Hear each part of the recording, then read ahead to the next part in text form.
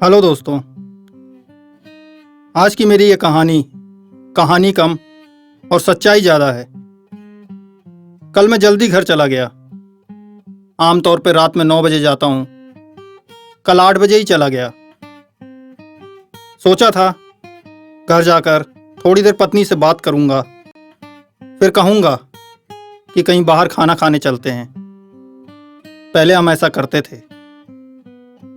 घर आया तो पत्नी टीवी पे सीरियल देख रही थी।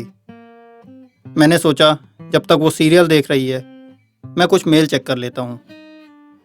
मैं मेल चेक करने लगा। कुछ देर बाद पत्नी चाय लेकर आई तो मैं चाय पीता हुआ अपना काम करने लगा। मन में था कि पत्नी के साथ बैठकर बातें करूँगा, फिर खाना खाने बाहर जाऊँगा। पर कब 8 से 11 बज गए पता ही नहीं चला। पत्नी ने वहीं टेबल पर खाना लगा दिया। मैं चुपचाप खाना खाने लगा। खाना खाते हुए मैंने कहा कि खाकर हम लोग टहलने चलेंगे, गप करेंगे। पत्नी खुश हो गई। हम खाना खाते रहे। इसी बीच मेरी पसंद का सीरियल आने लगा और मैं खाते खाते सीरियल में डूब गया। सीरियल देखते हुए मैं सो गया। जब नींद खुली तब आधी रात हो चुकी थी। बहुत अफसोस हुआ। मन में सोच कर आया था कि जल्दी आने का फायदा उठाते हुए पत्नी के साथ समय बिताऊंगा, पर यहां तो शाम क्या आधी रात भी निकल गई। ऐसा ही होता है जिंदगी में। हम सोचते कुछ हैं, होता कुछ है।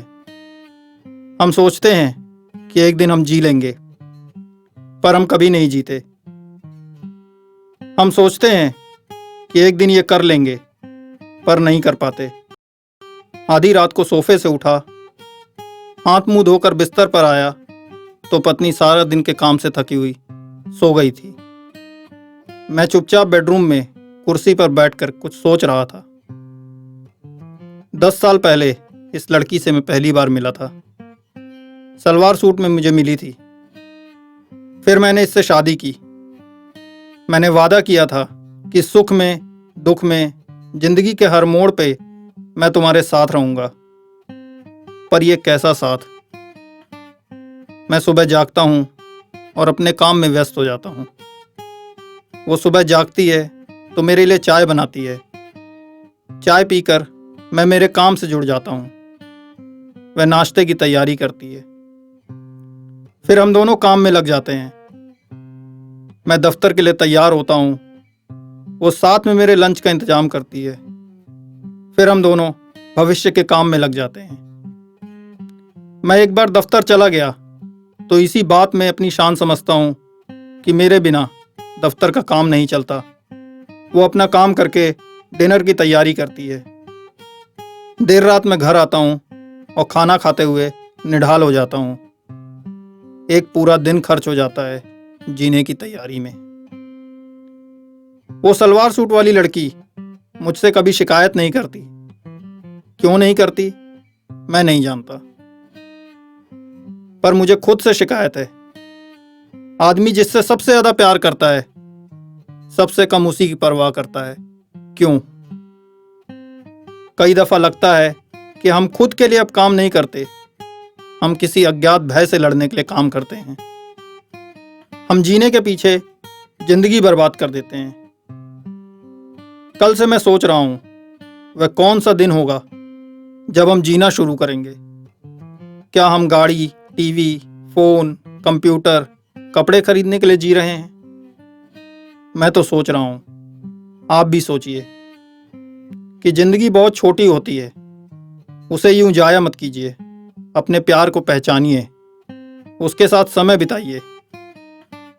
जो अपने माँ बाप, भाई बहन, सगे संबंधी सबको छोड़ के आपसे रिश्ता जोड़कर आई है, आपके सुख दुख में शामिल होने का वादा किया है, उसके सुख दुख को पूछिए तो सही। एक दिन अफसोस करने से बेहतर है सच को आज ही समझ लेना कि जिंदगी मुट्ठी में रेत की तरह होती है। कब मुट्ठी से वो निकल जाएगी पता भी नहीं चलेगा।